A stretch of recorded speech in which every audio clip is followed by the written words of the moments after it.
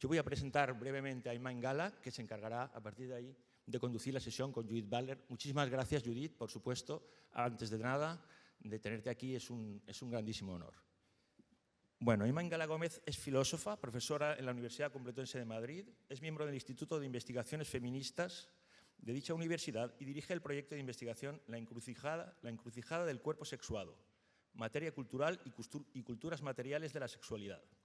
Su investigación se centra en las corrientes actuales de la filosofía y sus últimos trabajos abordan, entre otros, el problema de la imbricación entre la materia y lo simbólico y la necesidad de una crítica del presente.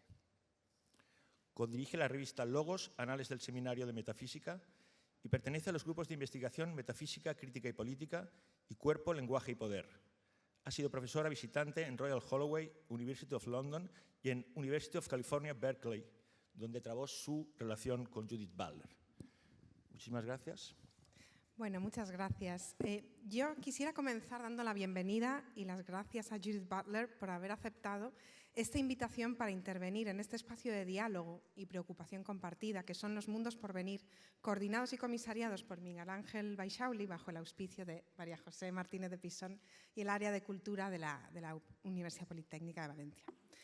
Como dice la filósofa Adriana Zaharievich en su último libro, el trabajo de Judith Butler combina de manera indisoluble pensamiento y acción. Por una parte, la detención y pausa que requiere el pensamiento, la necesaria toma de distancia para problematizar y poner en cuestión lo que damos por sentado u obvio, para hacer visible el marco desde el que las cosas y las personas, pero también las creencias y las emociones, aparecen, cobran o pierden sentido y se vuelven inteligibles o ininteligibles.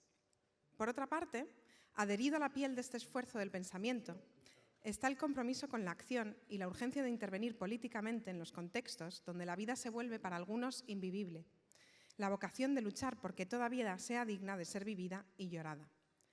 En mi primer encuentro con Judith Butler, estábamos discutiendo en un café el contenido de mi investigación cuando en la mesa de al lado un niño, que estaba solo en ese momento, comenzó a llorar. Inmediatamente la conversación se detuvo y Judith Butler acudió a asistir al niño y comprobar que se encontraba bien. Su filosofía es así. Un pensamiento que se toma su tiempo, que detiene los ritmos habituales del cotidiano para poner de manifiesto sus costuras e inaugurar la posibilidad de otros ritmos y otras urdimbres. Y al mismo tiempo, una incitación a la acción que, con las herramientas del pensamiento, cuida y se preocupa por lo otro y los otros y combate toda forma de violencia. No es, por tanto, una teoría en la que uno pueda trabajar o que uno pueda estudiar de 9 a 5 y que deje la vida anterior y posterior intacta. Al contrario, es una teoría en la que se entra siendo uno y se sale siendo otro.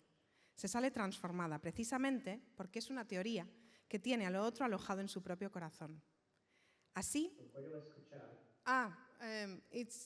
no nos escucha Judith Butler, no escucha la traducción. No, it's okay. I can hear you. Yeah, I think we should start.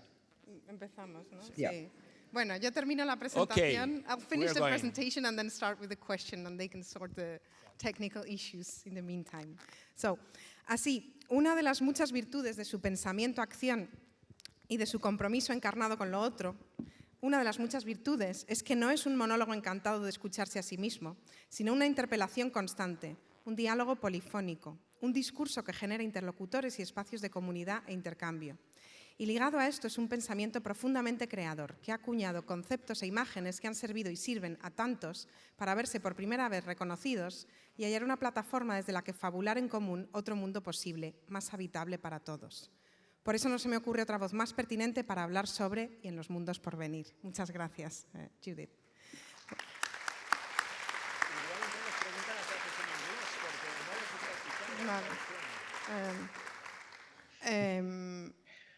Okay, well, thank you very much. I'm very glad to be here today. I want to suggest to you that we are living in a time when there are political passions that are coursing through every or nearly every country that are potentially fascist.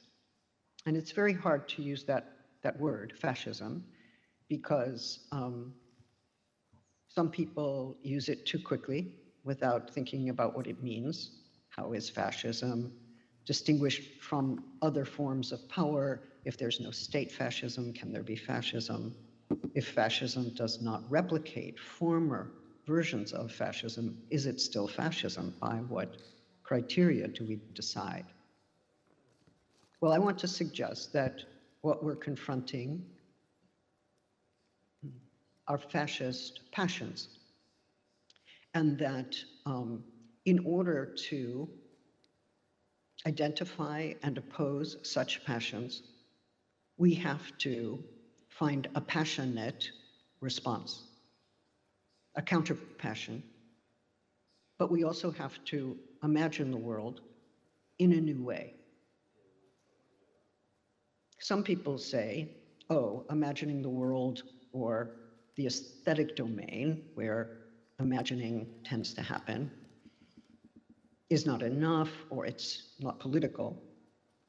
What we need is action, or what we need are plans, or what we need are new policy. Well, of course we need action, plans, and new policy. There is no question about that. But do we also need a new imaginary? And can we separate action from the imaginary? And what is the relation of the imaginary to passion? Let me take the first question. Can we separate between action, political plans, political movements and their efforts, their practices, their legislative achievements, and the imaginary? Well, when we say no to the violence at the border, or when we say no to the war against Ukraine, or when we say no to the genocidal actions in Palestine, we say no, we object. We object. And we object because we believe that injustice is being committed. We object because we think human life and other forms of life are being destroyed and that it is wrong, and we give reasons for that. We object because we don't like the form of political power that is working, which is autocratic and violent and masculinist and nationalist. But in our objection, inside that no, inside that objection, is an imagining. In other words, we are saying, even if we do not say, that we want to live in a world in which such wars are not happening. We want to live in a world in which such powers are not ruling the world. We want to live in a world in which ecological catastrophe, climate disaster is reversed. In other words, there is a desire to live in a different kind of world, a world in which those forms of violence, those forms of destruction, and those forms of political power are not reigning. So if we say we want to live in a world in which border violence is not happening, etc., what world do we want to live in? It means we implicitly are saying we want to live in a different kind of world. So we are already embarking on a form of imagining. We are insisting on a different version of the world. We are saying in our action, even in our no, our objection, our protest, we are saying we stand for a different kind of world in which these actions are not happening or will not happen. So we may not think of ourselves as actively imagining at that moment, right? We may not say to ourselves, well, this is the world I imagine, or let me talk to you about the future world, the one in which I want to live, or I want us all to live. We may not be talking that way. We might just be screaming, no, or never, or we might be saying injustice, inequality, violence, and objecting. We might understand ourselves to be objecting to a certain state of affairs. But I want to say that hidden in our no, or folded into our no, our negation, is an insistence on another kind of world. So on the left, and here I mean a very wide left, not a patriarchal left, but a left that embraces anti-colonial, anti-capitalist, anti-racist, anti-homophobic, anti-transphobic, anti-misogynist politics, and holds them all together in an uneasy, terribly difficult left, okay? That kind of difficult left. On the left, it seems to me that we are very good at saying what we oppose and what we object to and what we do not want to happen. But can we appeal to the passions of people who are swayed by fascist trends or autocratic movements? Can we offer a passionate vision that is undeniable, that is irresistible, that is too good, too exciting, too exhilarating to reject a world of cohabitation, a world of nonviolence, a world of radical equality, a world of freedoms that are not reducible to market freedoms, a world of collective freedom that is not reducible to individual liberty. So in our actions, our political actions, can we do without our imagining?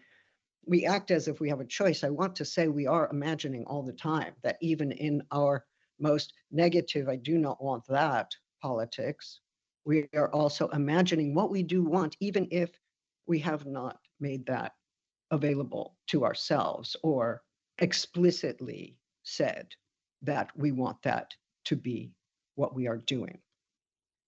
Now, if we do say, oh, action, political action is what we need, not aesthetics, not images, not imagining, well, it seems to me that in this world, images, I just received 2 minutes before the audio started working, images from Lebanon,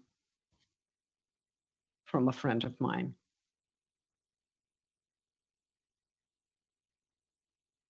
We need those images. At the same time, we need those images to be more than a sequence of punctuated events with no analysis, no framing. Now, the images allow us to see the destruction, to feel it, to know it in some way. But if we just feel it and let it go, then we haven't learned anything from the image. If we feel it and say, oh, horrible, and then we move on, then we've not let the image instruct us. Because we have to understand those bombings of Beirut right now as part of a plan of land acquisition, of expanding Greater Israel, of the incursion into sovereign territories, the unwillingness to allow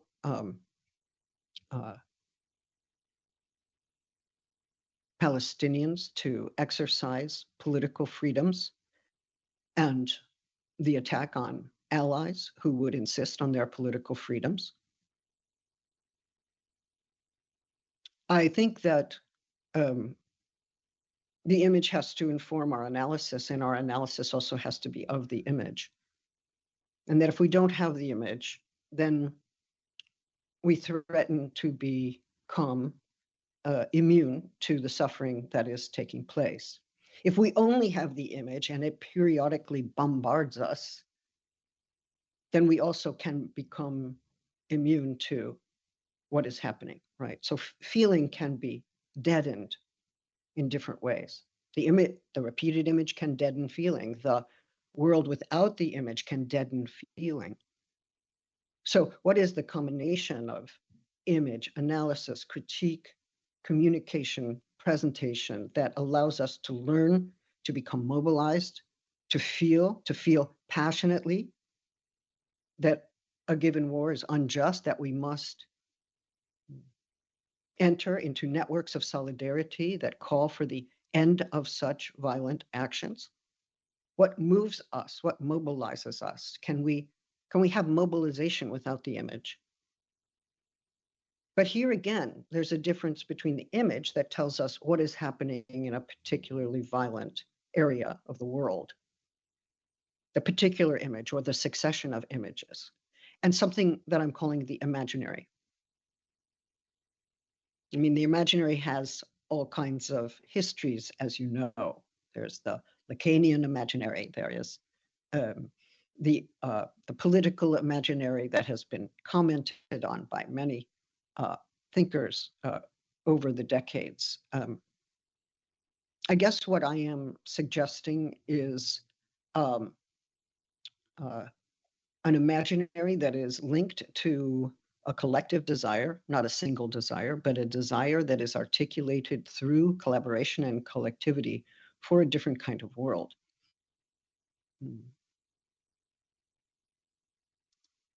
One that embodies principles. So when we say justice, equality, freedom, when we say nonviolence, we seem to be embracing abstract notions of political life.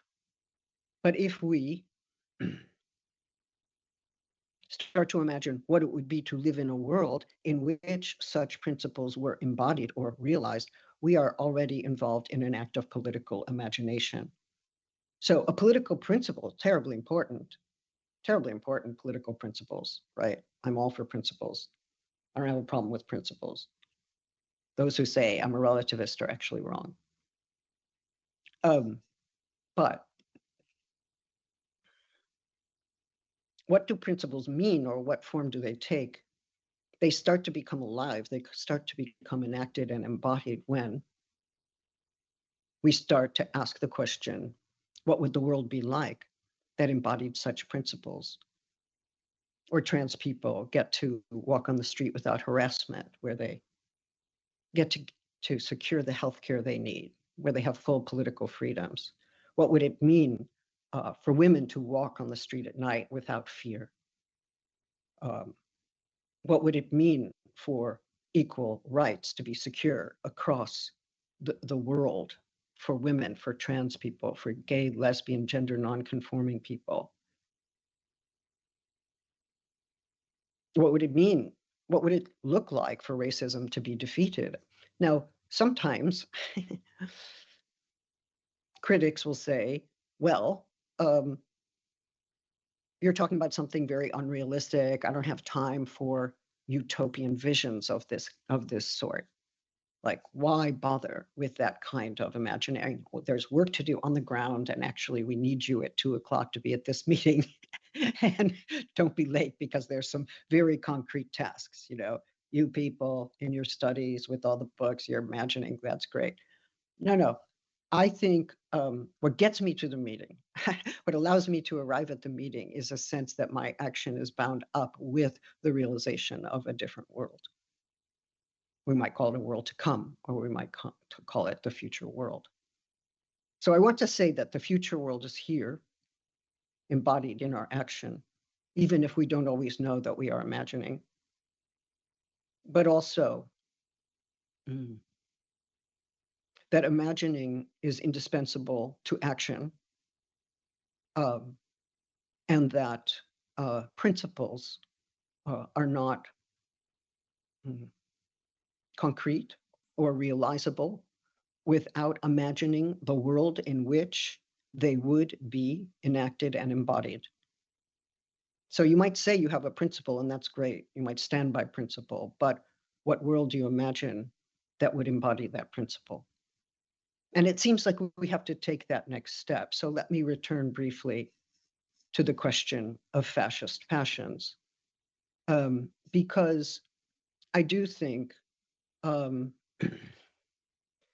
that fascist passions are ones that seek to strip people of rights on the border, in the state. There are, as we know, eliminationist discourses that are directed towards migrants. They're also directed towards trans people. They're directed towards Palestinians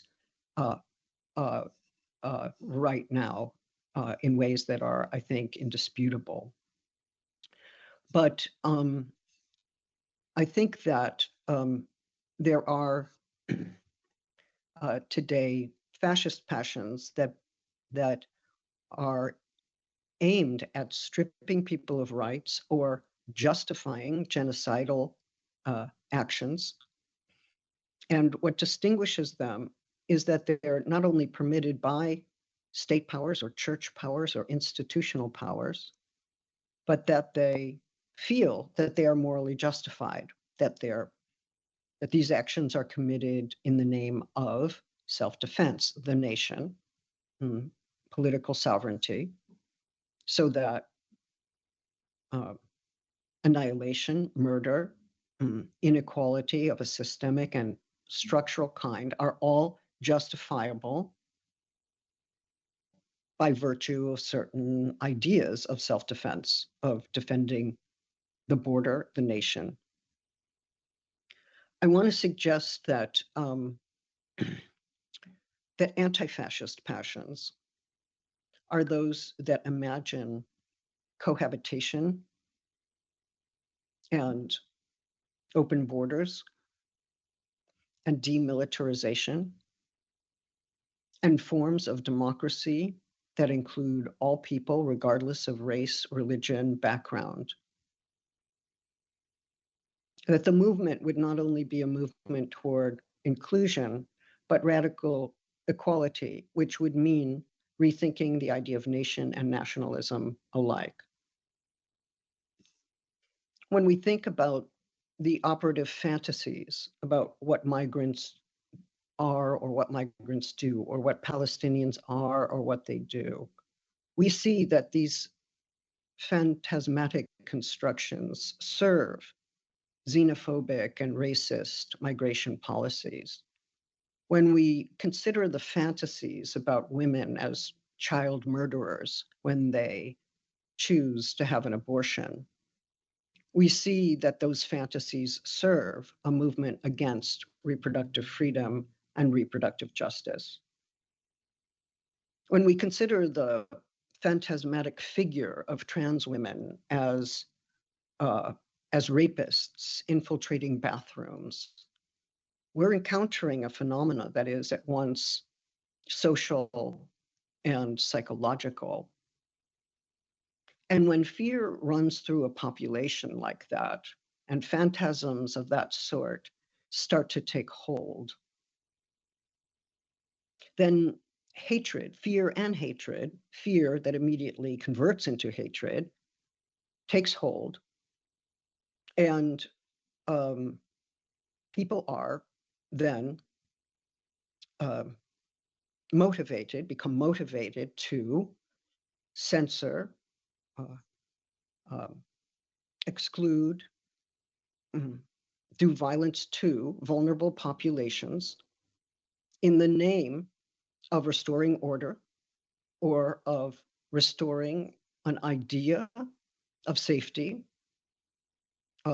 that they understand to be based on exclusion, subordination, or elimination. Now, I think when we think about gender, for instance, many countries do now think that gender, the concept, the practice, the field of study should be eliminated. Like no mention of gender in Putin's Russia. You cannot say gender. You cannot organize anything on the basis of gender. There's no gender-based violence. There's no gender politics. It seems to me that when that happens, and gender is understood as something that threatens the nation, the security and the identity of the nation itself, then it is morally right to destroy everything connected with gender, including feminism, gay and lesbian rights, trans rights, the field of gender studies, the policies against gender discrimination and gender-based violence. All of that has to be destroyed, and perhaps also those who identify as queer, gay, lesbian, trans, gender nonconforming, or who are embodying a form of feminism that challenges the patriarchal state in its alliance with the church. It seems to me that at that point, all sorts of populations are who are already vulnerable, become more vulnerable. And there is a moralistic hatred, right? People think that they are doing the right thing by hating and even destroying those who represent gender. So if we then ask, what are the tools we need to understand, deflate, and oppose such a movement? Where do we find those tools? Well, I think, in part, they are drawn from the media, our ability as theorists, as academics, as activists to enter into a world of images and imagining in such a way that we can imagine an irresistibly just world, an irresistibly free world, an irresistibly equal world, and to do it through depriving those circulating phantasms of their power and producing another way to imagine not just the future, not just the world, but alliance. And I would suggest that by imagining new alliances, we are imagining new worlds, because the people with whom we struggle are also the people with whom we want to cohabit the world. And we want to model a form of cohabitation that can be extended to all people. So how we do our alliances has direct consequences for what kind of world we are trying to embody and how living together, cohabitation will look. I think we need a way of imagining solidarity going forward as much as we need food and air and shelter. Because all of these things are necessary for life, the life of the planet included. So solidarity and a sense of living are linked together, and solidarity and a sense of futurity are also linked together. We have a chance in solidarity to embody the principles that we accept abstractly. But what kind of activism do we have that not only embodies those principles, but prefigures the world in which we want to live? So I suppose here I want to say that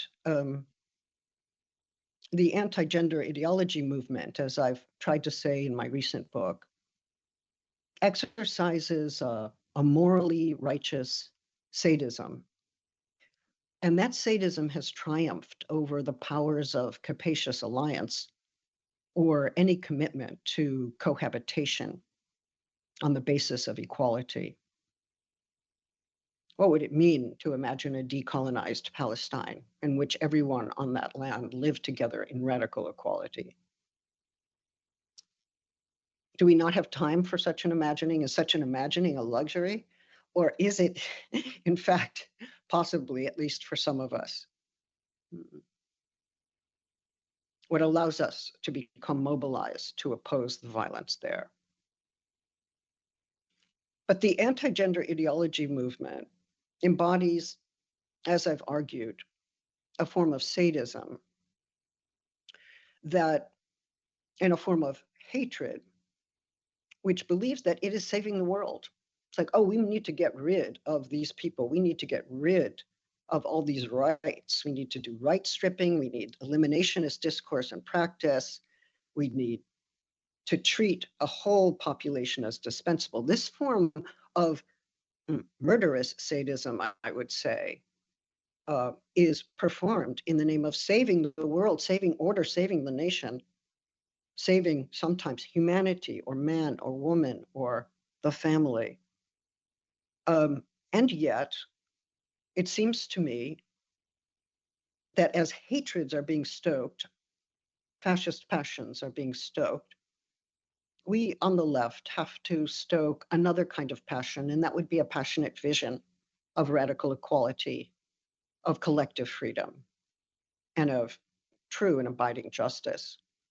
It would also involve rethinking what it means to live together on this earth, this living earth, and to preserve that living earth as we seek to build a life together. The fascist passions intensify destructiveness in the world in the name of saving the world from destruction. Well, we need to expose that contradiction. We need to expose that contradiction every day. The attack in my country on the healthcare rights of trans youth is undertaken in the name of saving the children from harm. Oh, we must deprive trans youth of their rights so that we can save children from harm. That's a contradiction. That should be named and exposed every day. The attack on the right to healthcare is itself harming. It's damaging. The claim to be saving youth by denying them education and healthcare actually hurts the youth. Because this aggression against young people is given this moral form, it facilitates sadism with a moral alibi. So, in my view, we need to think about our strategies of resistance. Where is the imagined future in our negative politics, in our resistance, in our objections? How do we think about our principles as embodied and enacted in the future, in the world we want to see come into being, in the world that we are ourselves enacting through our forms of inclusive and expansive solidarity? We can't stay within a narrow idea of identity politics and still create the world in which we all want to live. We have to connect with others and affirm our interdependency. And it's only through that interdependency that we stand a chance of surviving and flourishing. So the question that I have is whether we can make alliances that reflect that interdependency. And here I would add with human and non-human life. And can interdependency, which is a principle with the power to oppose climate destruction if actualized, can it also be the basis on which a radical democracy can be informed by renewed socialist ideals? So identity is important, don't get me wrong. I have several, I invoke them, I'm called them, whatever. Identity is important, don't get me wrong. Identity, identification, but also the connections among us which exceed identity categories, which mark our relations, not our separateness, our separateness in relation. I think we can't stay within a restrictive idea of individual rights. I think we have to understand the individual as formed within a social world and as living socially, that is to say, with others. Our bodies have to be conceived as porous and interdependent, also in need of safety and survival. But I think here that it's time to remind ourselves that humans are human creatures, that is, we belong to creaturely life, and we persist only to the extent that we are bound up with one another. So it may be that in our solidarities, we are able to embody that interdependency, but also from that interdependency, imagine the future world in which cohabitation, living together with all of our difficulty, with all of our antagonisms, becomes a way of life. The future is then in the present as a potential unactualized. We are already in the future. We are already comported toward the future in our action. Which future is it? It's not a question of, oh, let's look at the present and then decide what the future should be. Who should decide? Should there be an executive committee? No, not quite. I think we have to ask ourselves what vision of the future is already operating in our negative politics, our principled politics, in our mobilization and in our solidarities. Because then we can see that we are already prefiguring a future in the way that we live together and struggle together. So the more deliberate we can become about how we are imagining and how we might still imagine seems crucial. Otherwise, our action, as important as it is, will not realize the world in which we want to live. Thank you very much. Muchas gracias por esta presentación tan interesante sobre el poder de las imágenes y del imaginario, ¿no? Sobre todo en un momento en el que están tan en boga los nuevos realismos y el realpolitik. Poner de manifiesto esta importancia del imaginario es fundamental, ¿no? No hay acción sin ese imaginario. Has hablado también de las pasiones políticas y de la necesidad de contrarrestar estas pasiones fascistas, el miedo, la angustia, el odio. Y quería saber si tienes en mente alguna pasión en concreto, ¿no? ¿Cuáles serían esas pasiones políticas que debería excitar esa imaginación alternativa, ese otro imaginario? ¿Tiene algo que ver con el amor frente a la muerte? Well, it depends on how you think about love. But in general, my view is that solidarity is not quite the same as love. It's not personal love. We can be in solidarity with people we don't particularly like, but we know that we stand for the same issues or we object to the same conditions, political, social conditions, economic conditions. So I think that solidarity is very hard. Alliance, coalition is very hard. That we very often find it difficult to stay in coalitions because we do not agree with each other, or someone refuses to acknowledge us in the way that we want to be acknowledged, or we have a fight about which direction to go.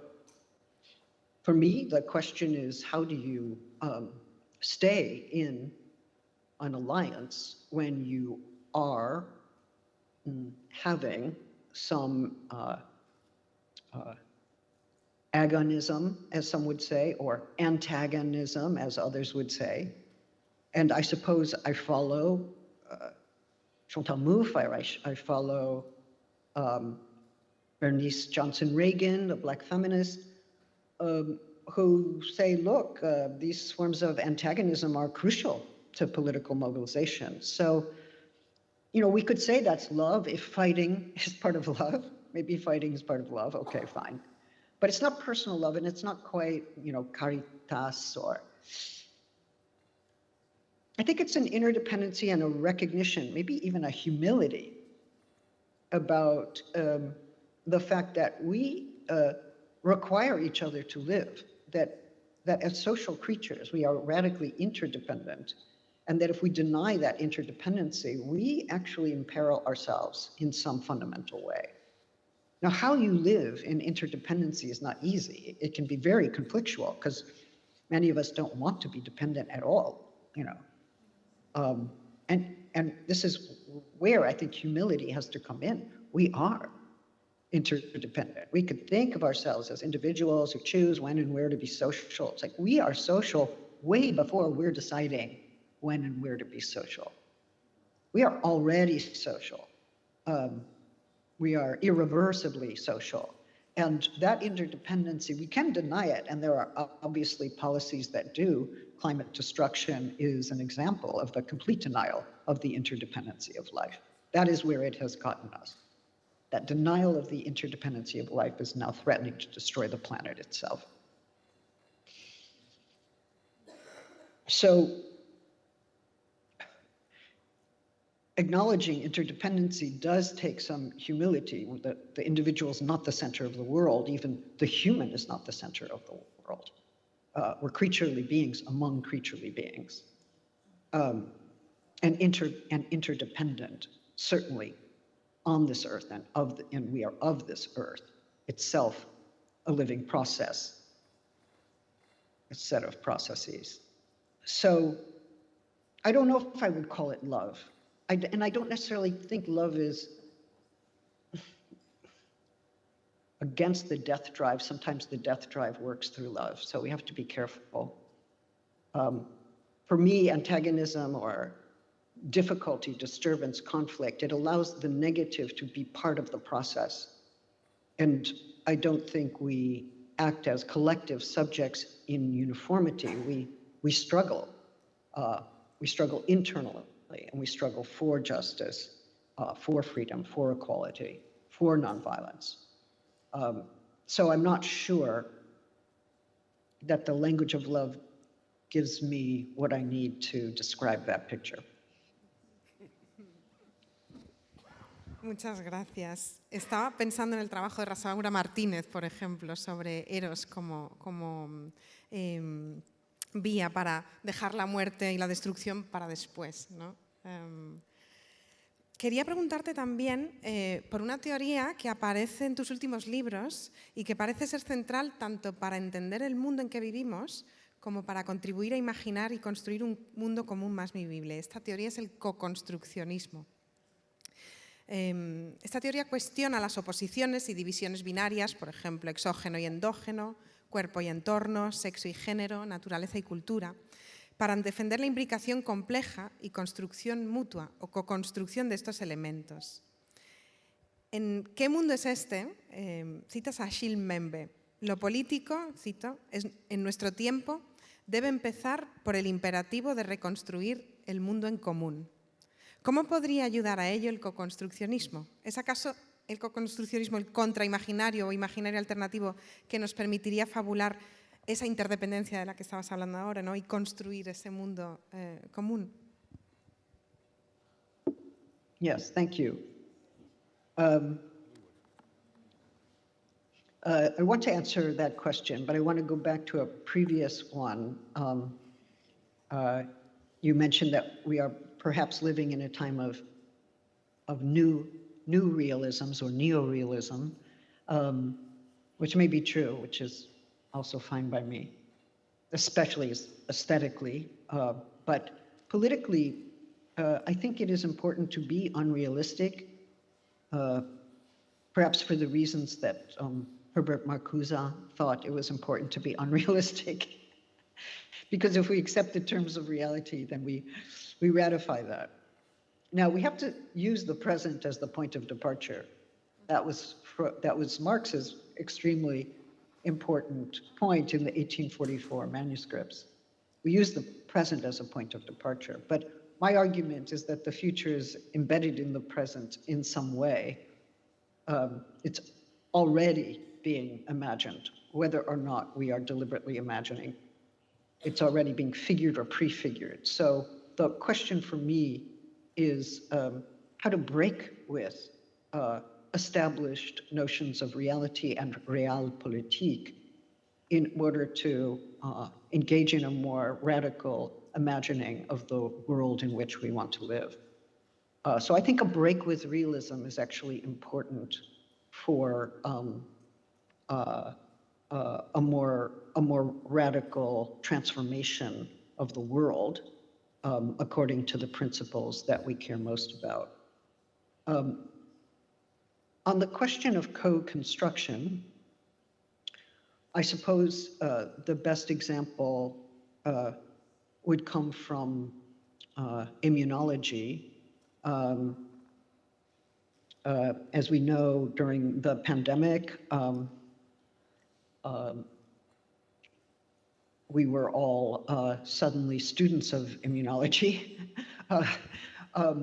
And of course, if one enters that field, one finds that certain models of the immune system are very military. our immune system defends us against attack from the outside. And what threatens our lives, potentially, is this foreign element that can get inside of us. So we must block the foreign element. It's almost as if it's in some of the writings about immunology, it sounds like an anti-migrant discourse or a defense of national borders, or fear of the foreigner, at least, minimally. So there are now, I think, in so-called co-constructionist models, efforts to dispense with the military metaphors within immunology and to understand that we are dependent on taking foreign elements in order to live. We know this, of course, in a simple way. We breathe from the outside. It becomes internal to us. It changes our cells and gets into our bloodstream. We eat foreign things and they become part of our bones and our tissues and our organs. So what we take in from the outside actually does become incorporated into the bodies that we are. So when we talk about the body over here and the foreign over there, the body has to be protected against the foreign. Well, if the body were fully protected against the foreign, as it were, it would die. It depends on foreign elements all the time to live, to move, to breathe. And its very tissues are, of course, have incorporated the so-called foreign. So what's foreign and what is mine, or what is properly human, or what properly belongs to this body as opposed to some foreign body? I think the breakdown of that distinction and the realization that we are porous, that we are permeable, we take in what is outside, we are impressed upon, not just by air and water and food in the way that I just described, but by others whose touch or whose care for us also is fundamental to our emergence into the world. Because without fundamental care, how do we emerge? And without continuing structures of care, infrastructures of care, including health benefits and policies and shelter, how are any of us supposed to live? So when we insist that shelter is a universal right or that food should be a universal right, we are saying basically that all of these provisions should be given to everyone in order for life to be possible. We are dependent on these provisions. These provisions are outside of us. They're foreign. They come to us. They become part of us. Without them, we cannot live. So I like this idea of not being able to live without the foreign, that it is essential to our life. It overcomes the xenophobia. It overcomes the militarist boundaries that we sometimes impute to the bodily self, or to be Freudian, the bodily ego. It takes us out of a defensive posture into a living interdependency and all the difficulties, existential and political, that go along with interdependency. So you want to do another question or not? Can we open to the public world, maybe? Si os parece. No vamos a hacer muchas preguntas. Si alguien, por favor, con brevedad, concisión. Hola. ¿Puedo hacerlo en castellano? Sí, espero. Bueno, pues muchas gracias por la charla y por esta conversación. Yo quería preguntar, a ver, yo trabajo o trato de investigar sobre la creación de imaginarios utópicos pues para especies humanas, no humanas, y entonces en esta idea de los imaginarios y de la imaginación, y pensando que trabajar desde la imaginación nos posibilita la acción. Pero últimamente, leyendo críticas a la propia imaginación como herramienta, bueno, estaba escuchando y leyendo sobre esta idea de que la imaginación es una herramienta cooptada por No sé si me voy a poder explicar bien, estoy un poco nerviosa, pero por una serie de imágenes y por una serie de narrativas y lenguajes por las cuales yo entiendo que la imaginación podría ser una especie de recipiente en la cual se han volcado una serie de elementos y esas son lo que disponemos dentro de lo que es la propia imaginación. Entonces, a la hora de construir esos imaginarios esos imaginarios utópicamente alternativos, si no es ¿es la imaginación suficiente? Suficiente para pensar en esos imaginarios. Y estaba pensando que la imaginación puede ser parte, pero no es todo. Entonces, si no es la imaginación, ¿qué puede ser ese otro que nos ayude a construir esos imaginarios? Gracias. Thank you.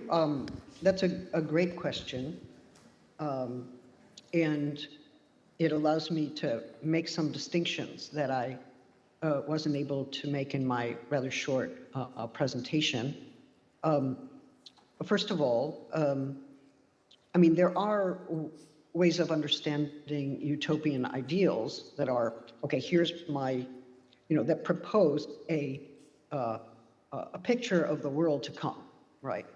So in answering the invitation to this event, I knew I could not give you a picture of the world to come, right? I have no utopian picture that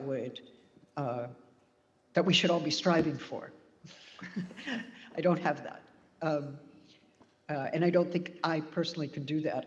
I don't think that can happen. I think we need to rethink the way that imagining happens in our everyday lives, including in the present.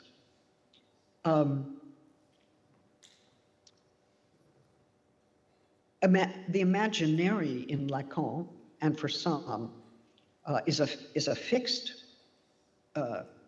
is an operation that fixes certain things or makes them unmovable, makes them, let's say the imaginary in Lacan is understood as capturing reality and fixing it in a certain way. So immobilizing our sense of what reality is. But I'm actually trying to work in a different direction, not Castoriadis, although I think that's an extremely important work on the political imaginary. I'm trying to work on it in a different way. Maybe it helps to think of it this way. The desire to live, let's consider the desire to live. Perhaps I desire to live or you desire to live. I mean, there are many ways of accounting for the desire to live. Spinoza is perhaps the most famous of those who have reflected on the desire to live, at least in my view. Is the desire to live my desire? Is it that I want to live as this person, my life? Or is the desire to live something I already share with others? In other words, am I desiring to live and to live perhaps in a certain way just for myself? Or am I desiring to live knowing that my life cannot exist without other lives, without creatures, without humans, without organic life more broadly? And I guess I would say social, infrastructural, and now technological life, given the state of medical technology. So my desire to live raises the question, what is life? Or what does it take to live? What are the conditions that allow one to live? And those are shared conditions. They take me back to a social world. They take me back to a shared world of the living.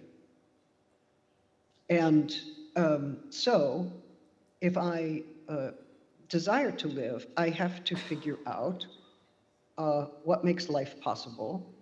And that immediately dislocates me from the source of that desire. In other words, it's not just that I desire to live for me or my life, if I desire to live, I also have to desire those conditions that make life possible. And those are shared conditions. So I have to desire shared life. I have to desire common conditions, interdependency. My desire, which seems so individual, to live this life, implicates me in a shared life. And it's that shared life that then needs to be preserved if life is to be preserved. So what kind of desire is it, the desire to live? It is always, I would say, a desire to live in this world or with others. It's not just to live as a monad or as an individual creature. To live is to live with others. So the desire to live is to also desire the life of others, at which point we could start to think about how can I desire my life and also desire everyone else's life. That would be to commit myself to certain political principles, possibly political principles of nonviolence.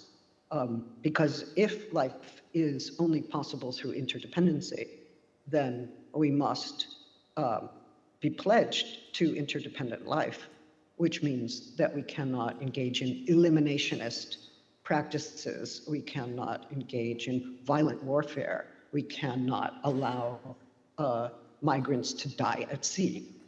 So there are political consequences of the desire to live. But how did I get there? Well, I got there through a counterfactual situation where I understand that certain consequences follow from a very simple present desire, the desire to live. But as you unfold those consequences, as you think about the implications of that lived existential desire, which seems so personal and so even sometimes very private, we could start to conceive of the world differently, and we actually elaborate political principles on the basis of that new imagining. So for me, that conceptualization, laying it out and pursuing its implications, is what I'm talking about as political imagination.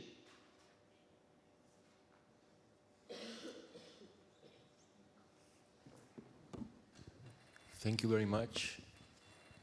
¿Alguna otra pregunta? Allí, por favor. ¿Sí? Vale, voy a intentar ser muy breve. Vidas precarias, que es un libro que me gusta, que hablas de esta interdependencia y solidaridad. Apuntas muy bien que, si bien somos interdependientes porque precarias somos como seres humanos, esa precariedad es distinta según si estamos en el sur global, en el norte, si pertenecemos a una clase, y ahí podemos meter todos los ejes de opresión que caben. Entonces, esa interdependencia yo la entiendo como apoyo mutuo. Cuando hablamos de esa precariedad y esa solidaridad, es como el apoyo mutuo en el lenguaje en el que yo, en mis asambleas y en mi militancia, uso para hacerme entender. Y por lo tanto, esa solidaridad no puede ser otra que de clase. Y cuando hablamos de solidaridad de clase y de apoyo mutuo, tal cual yo lo estoy concibiendo y tal cual yo te escucho, me surgen muchas dudas cuando queremos imaginar mundos radicalmente justos, porque eso implica una renuncia de privilegios. Una renuncia de privilegios que para las desposeídes, para las subalternes, es muy sencillo, y siempre se nos acusa a nosotros, a la peña queer, de ser individualistas cuando estamos en las primeras líneas, por ejemplo, por Palestina. Somos las que estamos ocupando y estamos cuestionando la propiedad privada, entre otro tipo de acciones militantes que llevamos a nuestro día a día y que por ello ponemos el cuerpo.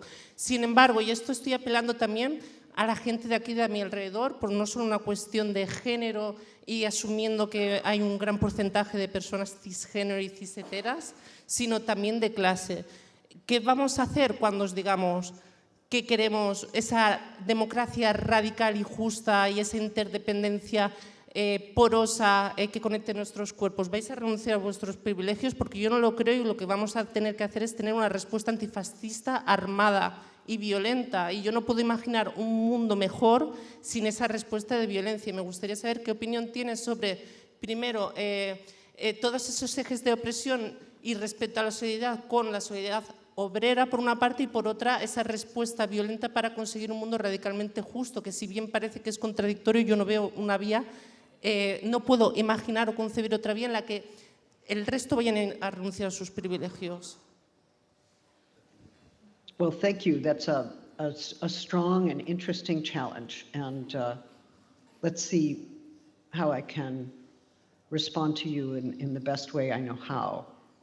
Well, first of all, I agree with you that the overcoming of class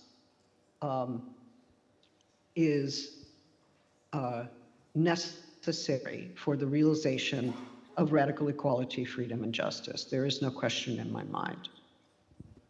And I think that there are different ways of being anti-capitalist in this world. And as you know, we might agree on many topics. We might even find ourselves at the same demonstrations or signing the same petitions, but we would disagree on methods. So this is an example. Like, do I dismiss you as somebody who disagrees with me, or do I listen to you and try to understand why it is you think that the only way of achieving a truly fair world is through violent methods? Now, I think I need to listen to those who say this, and I do. I read it all the time, and I'm and sometimes I try to understand historically, sociologically, why violent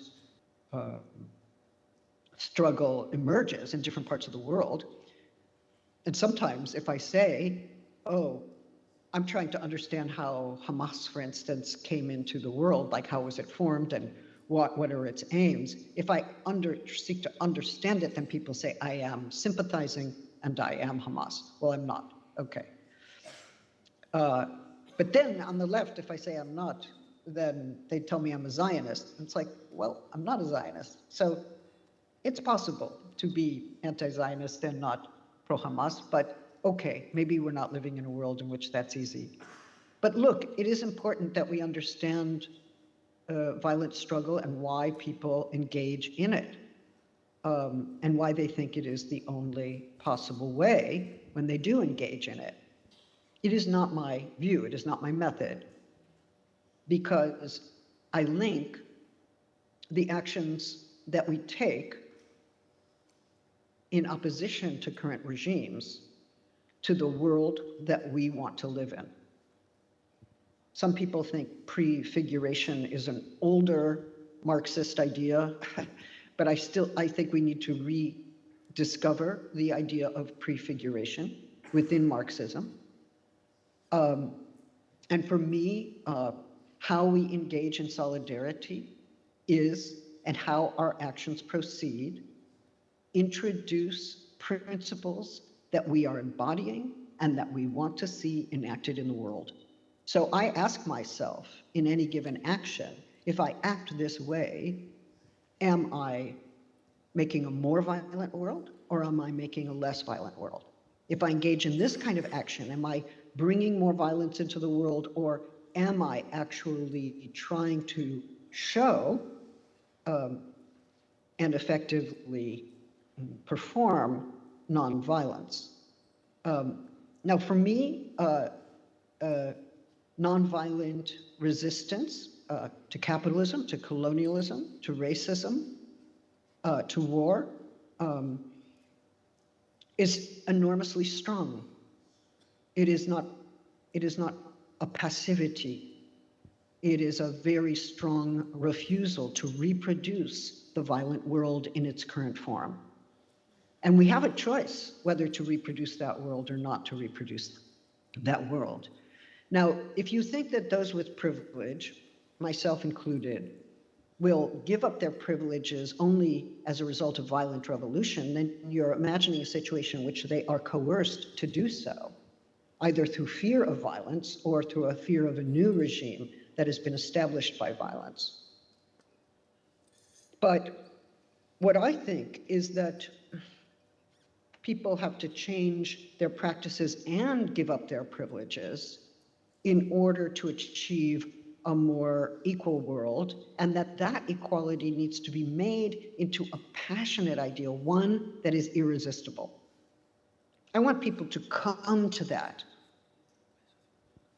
to give up their privileges, and to live in radically different ways in order to achieve a more equal, fair, just world. And the question is, how do we make that into a collective desire?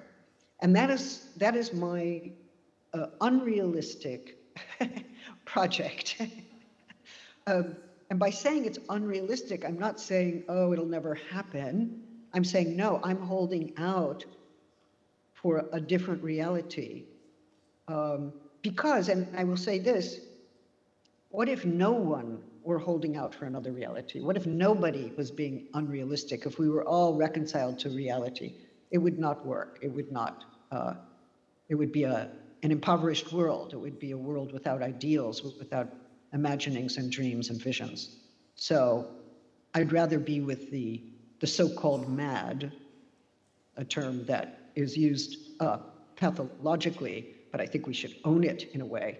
I would rather be unreasonable, outside of reason, outside of realism, and struggle for such a world. But my struggle would obviously be nonviolent. Thank you very much.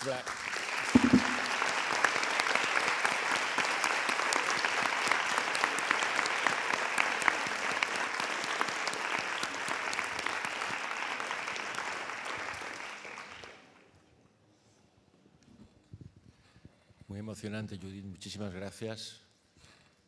¿Hay alguna cuestión más que quiera ser planteada, por favor? ¿Y qué hora es? Y va a ser la última, Judith, si te parece, discúlpanos. Hi, Muchísimas Judy. gracias. Thank you so much for being with us today. It's I don't know if you can see the crowd, but it's a full house in here, so it's pretty cool.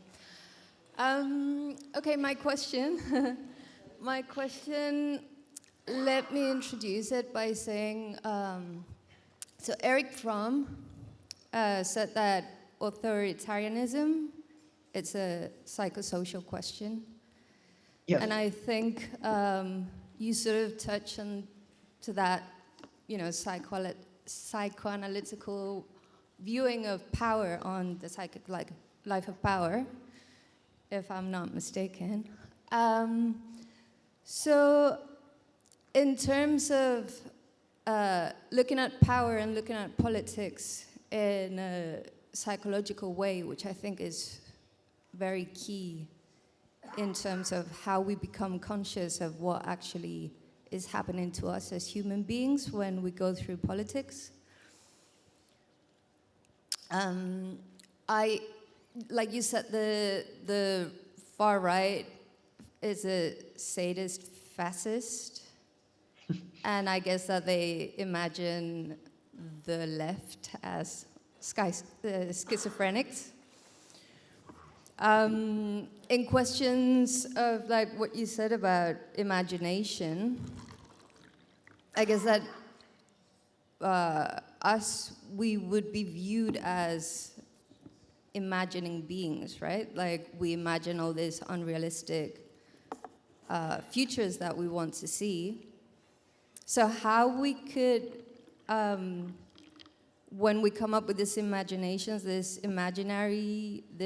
images, how can we present it in a way that it doesn't sound schizophrenic, so it doesn't lose credibility? Thank you. Well, maybe, thank you so much for your question. I'm interested in some of the early work that Erich Fromm, the Herbert Marcuse, both of whom have been, I think, dismissed by more recent scholarly considerations of these topics. But yes, you are right that the psychosocial is an important domain for me, and I think we need to spend more time understanding what is meant by the psychosocial, right? I feel a fear. Is that a psychological issue, or is it a political issue? Is it both at once? How do they intertwine in psychic life? And I continue to think that forms of power inhabit our psychic lives, and we cannot separate, say, the psychic from the social in an absolute way. I know some psychoanalysts do. But I'm not sure I follow the use of schizophrenia unless you are referring to Deleuze and Guattari. I understand that to be a complicated account of capitalism and schizophrenia. I think maybe what I can respond to is the term credibility. Will we lose our credibility if we start putting out ways of imagining the world? Well, I have one comment about credibility and one comment about imagining. If you say the following, we are told, you will not be believed or you will not be considered credible. You will be discredited, you will be dismissed, you will not be taken seriously. Okay. I mean, people have been saying that to me my whole life. I remember Gender Trouble. Oh, that's preposterous, that's not credible, that's ridiculous. Okay, I think sometimes you have to put forward an idea and risk being not credible or incredible, increíble, right? Increíble in español, right? It's extremely important. It's like, oh, I don't believe in that. It's like, that's right, because the limits of your belief are such that you can't go beyond. You're living with a limited notion of what is real or what can be believed in. And what if your imagination were opened up and a new temporal horizon were possible? It seems to me that we have to be brave. We have to have courage when people say we're preposterous or you don't exist or you're fake or you're fraudulent or you're incredible. At least in English, when you say, and think in Spanish too, right? Sometimes we say increíble and we mean, nah, that's terrible, that's ridiculous. But sometimes we say increíble, like that's fabulous. So look, it can go two ways. There's an interesting decision there. Which way will it go? So I don't think of the imagination as a faculty, like a disposition. You know, like what's the faculty of imagination? How do we imagine? I'm trying to say something else. I'm saying that imagining is happening all the time, even in our actions that we don't consider to be acts of imagination. That the future world, the imagining of the future world is there even when we think there is no possibility of a future world. When we say everything is so bad right now, I'm in total despair, there is no future. What are we saying? We're saying there is no future, and we have an idea of what the future could be, but there is no pathway to that future. We still have the possibility of being incredible, of being unbelievable, of being ridiculous, of being unrealistic. We always have the power of what I call unrealism, which is not an English word, unrealism, to hold out for the impossible within the possible. And I think that breaking open of the horizon can be a radical act, but it can't be just a mental act or a pure image. It actually has to be a form of imagining that's collective and embodied, right, and enacted in our actions and in our proposals about what to do and also how to do it with one another. So our forms of solidarity also contain within them forms of imagining, even if they are not always conscious to ourselves. So I'm not saying, oh, let's not do this kind of action, let's start imagining. No. I'm saying, guess what? In our actions, we are already imagining. So let us take into account the imagining we are already doing, invariably doing, to produce a form of imagining in which equality, justice, freedom, and nonviolence are irresistible ideals. That's what I would like. how to make those ideals irresistible. That's the only way I know to think about countering the fascist passions of our time. Bueno, muchísimas gracias, Judith Butler. Ha sido realmente muy interesante escucharte, muy emocionante y muy esclarecedor. Realmente estamos muy honrados de haber contado con tu presencia. Muchísimas gracias, de verdad. Un aplauso, por favor.